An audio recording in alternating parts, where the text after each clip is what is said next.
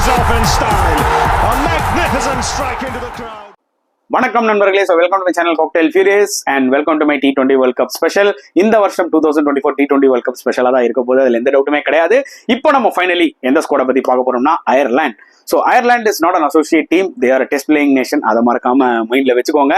And yes, அயர்லாண்ட்னாலே எனக்கு பார்த்தீங்கன்னா they can create lot of upsets. இனிமேட் அப்செட்ஸ்னே சொல்லக்கூடாதுங்க. அயர்லாண்டா இருக்கட்டும், நெதர்லாண்ட்ஸா இருக்கட்டும், அவங்களாம் வந்து பார்த்தீங்கன்னா கன்சிஸ்டண்டா வந்து வேர்ல்ட் கப்ஸ்ல பெரிய டீம் அடிக்கிறாங்க. அதனால அயர்லாண்டை வந்து நான் பார்த்தீங்கன்னா அவ்வளோ சீப்பா எடுத்துக்க மாட்டேன். அண்ட் உங்களுக்கே தெரியும் how dangerous they're on their day. So அப்படின்னும் போது பார்த்தீங்கன்னா they might have some challenges also. டெஃபினட்டா அவங்களோட குரூப் எடுத்துக்கிட்டீங்கன்னா இந்தியா பாகிஸ்தான் இருக்கு. அதுவே ஒரு மிகப்பெரிய சேலஞ்ச். அவங்களை அடிச்சு உங்க அட்லீஸ்ட் அந்த நம்பர் டாப் 2 போகணும்னு வச்சுக்கோங்களேன். It will be a biggest challenge, no doubt about it. Because USA கூட சேலஞ்ச் தராங்க.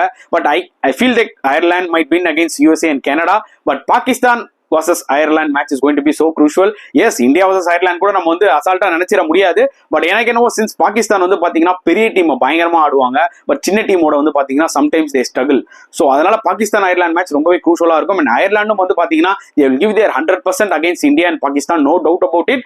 But they always feel that okay, Pakistan are little unpredictable, we have some outside chance against Pakistan அப்படின்னு நினைச்சு எப்படியாவது அவங்களை beat பண்ணி ஒரு upset create பண்ணலாமான்னு நினைப்பாங்க. So we have to wait and see. முதல்ல அவங்களோட ஸ்குவாடை பார்ப்போம். ஸோ ஸ்குவாட் வந்து நம்ம வந்து ஓவராலா பார்க்கும்போது எனக்கு தெரிஞ்சு வந்து பாத்தீங்கன்னா அவங்க டீமுக்கு என்ன தேவையோ அது எல்லாமே இருக்கு. புரியுது உங்களுக்கு? பெரிய நேம்ஸ் இல்லாம இருக்கலாம். எஸ், பெரிய நேம்ஸ் எடுத்துக்கிட்டீங்கன்னா ஒரு 2 பேர் இருப்பாங்க. Definitely Andrew Balbirnie and Paul Stirling. அதுவும் எஸ்பெஷலி பால் ஸ்டெர்லிங்லாம் டிகேட்டா வந்து விளையாடிட்டு இருக்காரு அயர்லாண்டுக்கு. இஸ் கிட்டத்தட்ட ஒரு அயர்லாண்டோட லெஜெண்டரி பிளேயர்னே சொல்லலாம் பால் ஸ்டெர்லிங்லாம். அண்ட் ஆஸ் அ கேப்டனாகவும் வந்து பாத்தீங்கன்னா இந்த வாட்டி எப்படியாவது முடிஞ்ச வரைக்கும் அயர்லாண்டு வந்து அவங்களோட பெஸ்ட் பொசிஷன் எடுத்துட்டு போகணும் இந்த வேர்ல்டு கப்ல நினைப்பாரு. ஸோ எஸ், இப்போ நம்ம அவங்களோட ஸ்குவாடை டிஸ்கஸ் பண்ணலாம் வாங்க. ஸோ அவங்களோட ஸ்குவாடை நம்ம பார்க்கணும்னா முதல்ல பேட்ஸ்மேன்ஸ் எடுத்துக்கிட்டீங்கன்னா they have Andrew Balbirnie captain, Harry Tector இருக்காரு, சேம் டைம் ராஸ் அடேர் இருக்காரு. அண்ட் விக்கெட் கீப்பிங் ஆப்ஷன்ஸ்ல வந்து பாத்தீங்கன்னா லூகன் டக்கர் இருக்காரு, நல்ல ஃபார்ம்ல இருக்காரு, பாகிஸ்தானோட நல்லா விளையாடினாரு.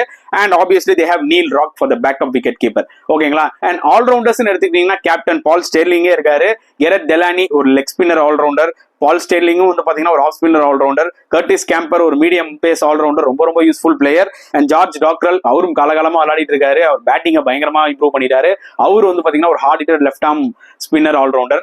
அண்ட் போலிங் வைஸ் எடுத்துக்கிட்டீங்கன்னா ஸ்பின்னர்ஸ் எடுத்துக்கிட்டீங்கன்னா தே ஹேவ் பேரி மெக்கார்த்தி, இவரும் ஒரு எக்ஸ்பீரியன்ஸ் ஒரு போலர்னு சொல்லலாம். he can also bat. ஓகேங்களா?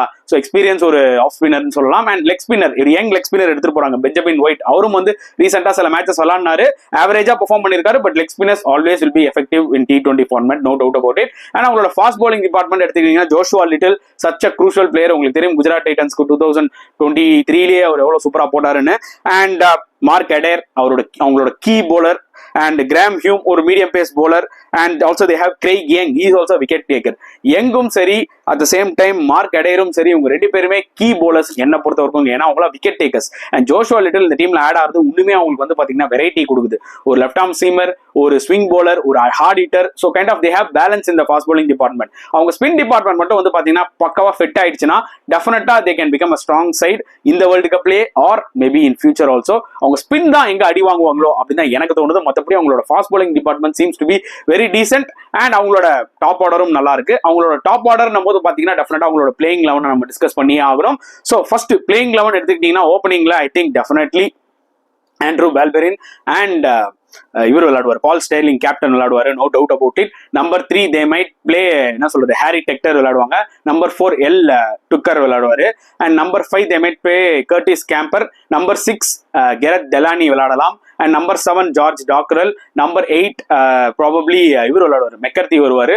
நம்பர் 9 வந்து பாத்தீங்கன்னா மார்க் அடேர். ஓகேங்களா? அவர் வருவாரு. And number 10 they might opt for Craig Young. ஏன்னா கிரெய்க் யங்ன்ற ஒரு விக்கெட் டேக்கருங்க. He might go for runs but minimum 2-3 wickets எடுப்பாரு. அண்ட் நம்பர் 9 தே மைட் 11ல வந்து பாத்தீங்கன்னா they might go for Benjamin White, அந்த லெக் ஸ்பின்னர். ஏன்னா லெக் ஸ்பின்னர் என்னைக்குமே வந்து ஒரு கேம்பிள் தாங்க.